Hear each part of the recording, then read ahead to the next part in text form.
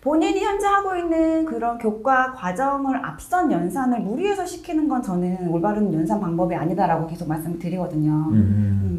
그냥 구구단부터 막 외워서 계산 과정만 그냥 기계식으로 학습하는 거는 이 아이가 개념 학습을 올바로 해야 될 때 오히려 방해가 될 수 있다.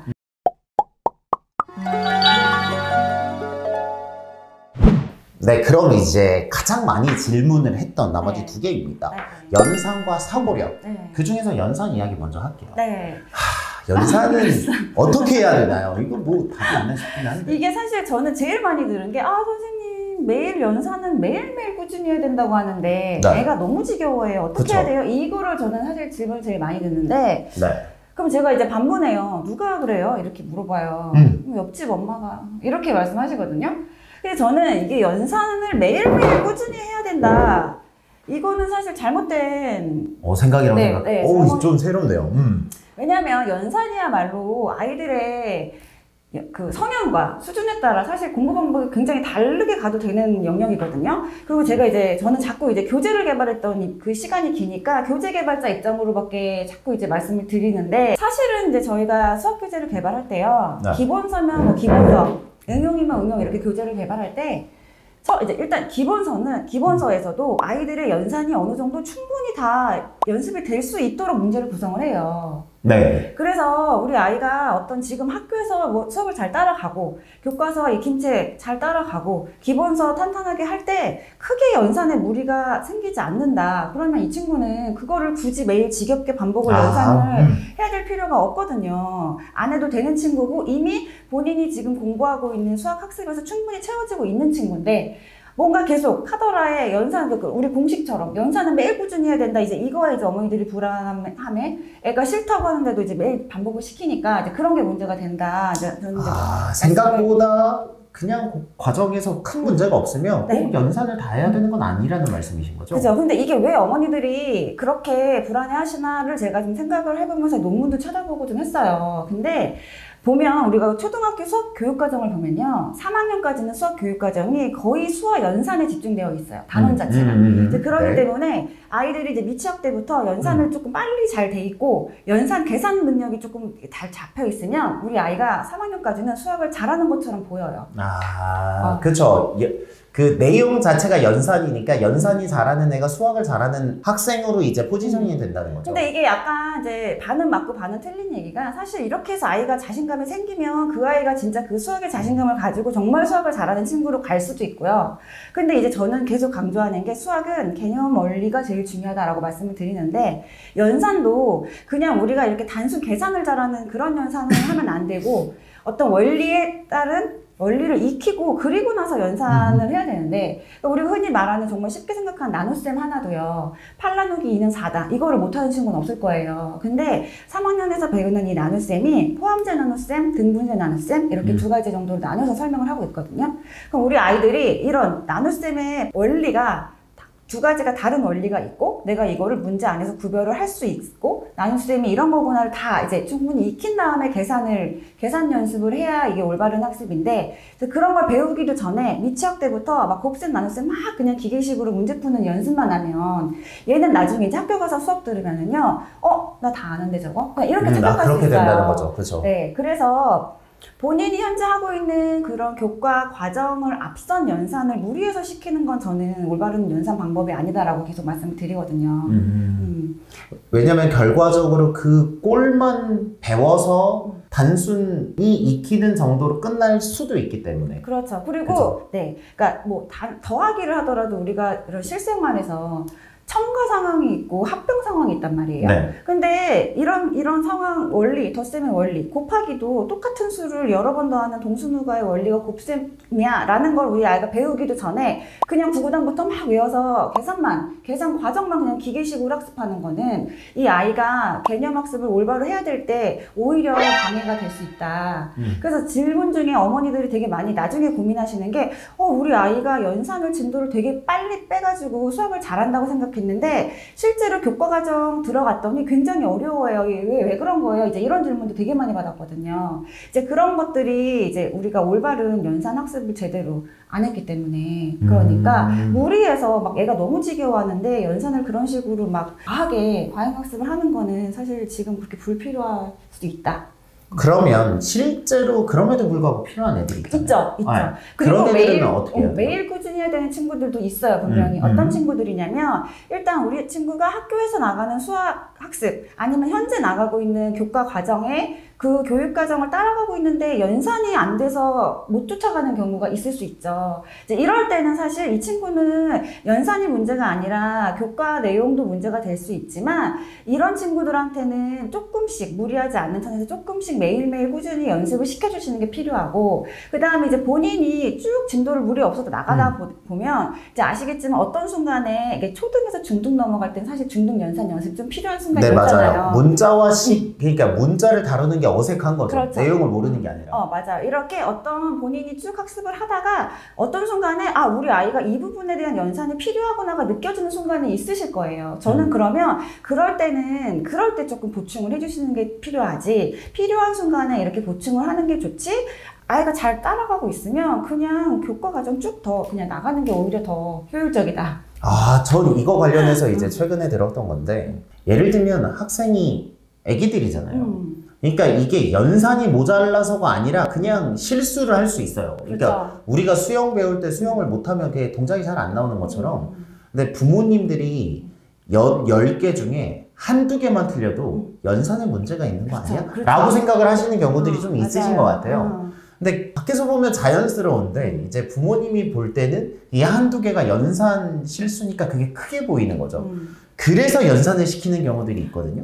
그렇죠. 그리고 오히려 수학적으로 좀 감이 있고 빠른 친구들이 그런 실수 자주 해요. 왜냐면 내가 너무 프로세스가 빨라서. 그렇죠. 그런데 이제 그런 친구들한테 막 너 연산 틀린 거 보니까 지금 더 연습해야겠다 이러고 막 재미없는 기계식으로 드릴 같은 거 막 반복시키는 것보다, 저는 이제 그런 친구들인 경우에는 요즘에 또 연산 교재들도 사고력이랑 가미시켜서 되게 재밌게 맞아요. 나와 있는 것들 많이 있거든요. 이제 필요할 때 그런 교재로 연습을 시켜주신다든지, 그 다음에 또 어머니들 불안해하시는 게 연산에 대한 속도.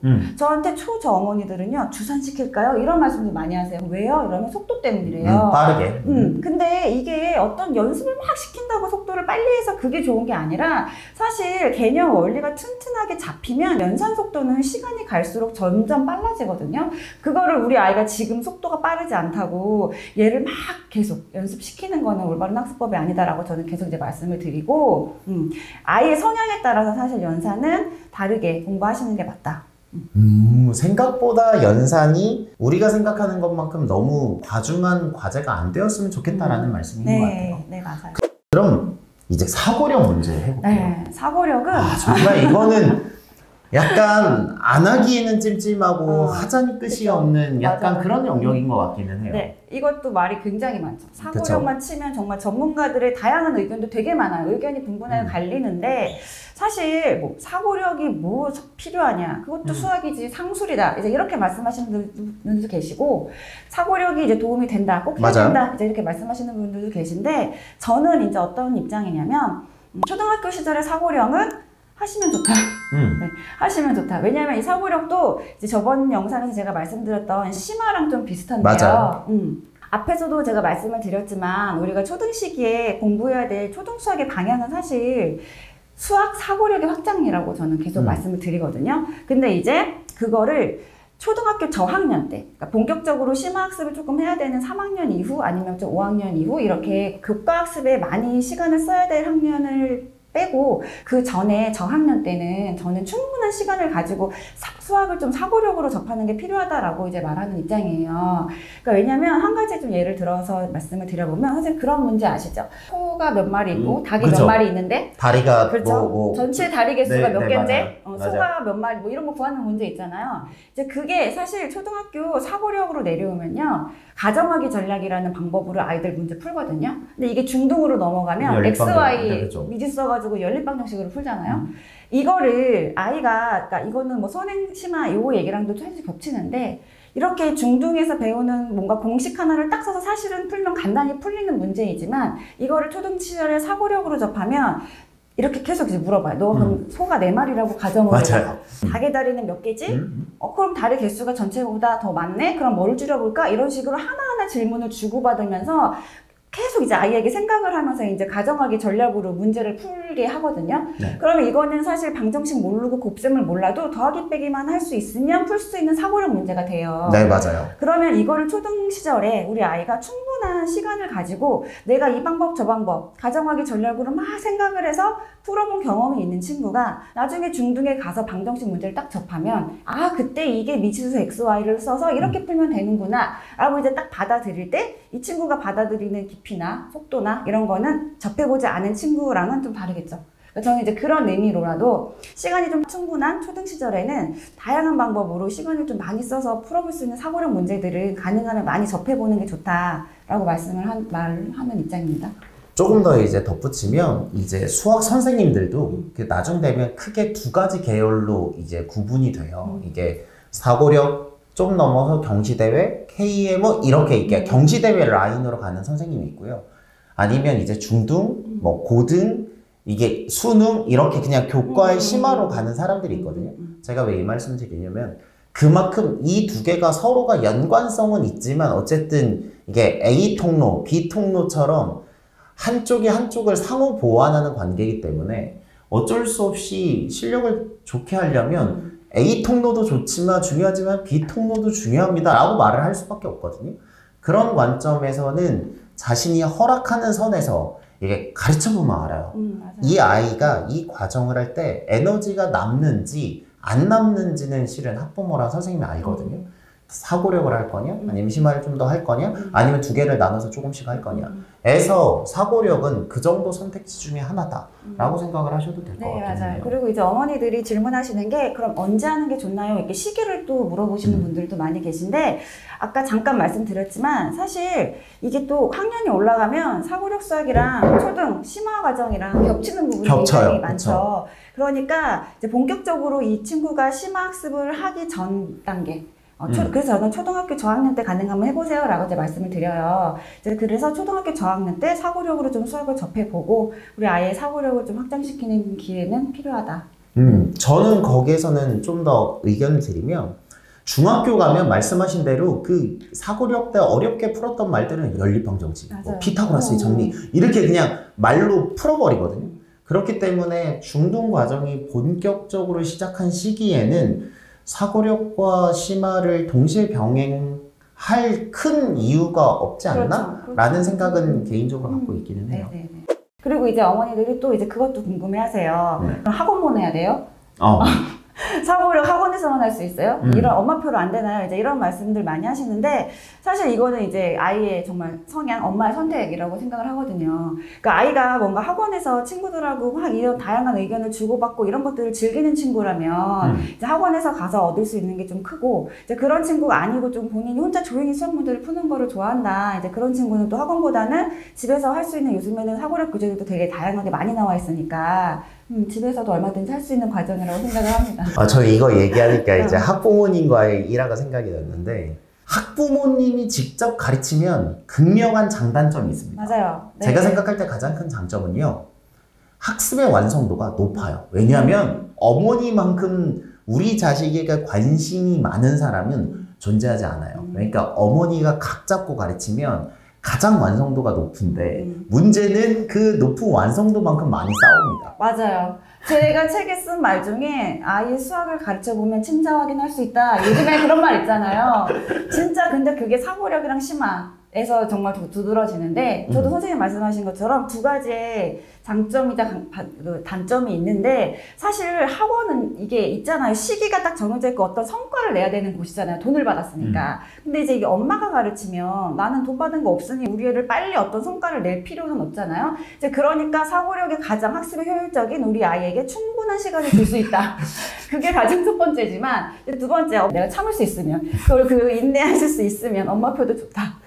그렇기 때문에 이런 장단점이 있으니 이 고통을 선생님께 부탁을 할 거냐 네, 맞아요. 아니면 내가 끌고 갈 거냐에 따라서 완만 선택을 하시면 좋을 것 같습니다.